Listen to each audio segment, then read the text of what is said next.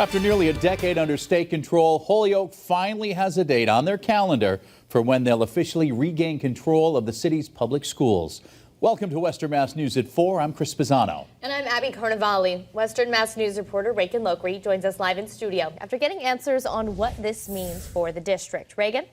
Yeah, that's right, Abby and Chris. Across the state in Everett today, the Board of Elementary and Secondary Education announced Holyoke Public Schools will exit receivership on July 1st, 2025. Holyoke Public Schools have been under state receivership since 2025 due to chronically low test scores and graduation rates. But on Tuesday, a long-awaited announcement came from the Department of Elementary and Secondary Education. That on July 1st, receivership would officially end at that point. That was DESE's acting commissioner, Russell Johnston, announcing his plan to remove Holyoke Public Schools' chronically underperforming designation at the end of the school year, anticipated for July 1st, 2025. This would end a decades-long receivership that began in April of 2015. Russell highlights the progress Holyoke has made since the state initially took over. In terms of the opportunities that are provided for students, in terms of leadership and governance, it gives me great hope for the future for Holyoke.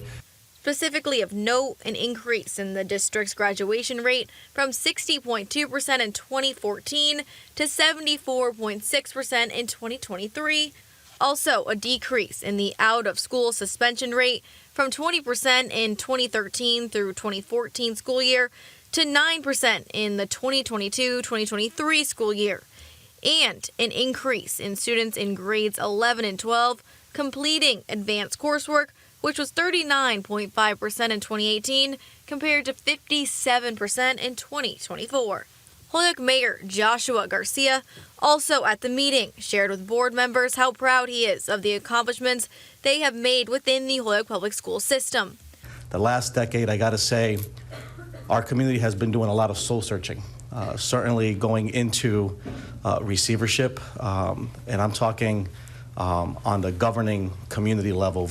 Mayor Garcia says while under state control, the school committee, along with the city, has really worked to resolve internal conflicts and get on the same page in terms of what direction the school district needs to go. Within that process, I'm happy to say, the school board have consistently met every single month, every year since being in receivership, collaboratively with former receivers and our current receiver, and we do so to this day.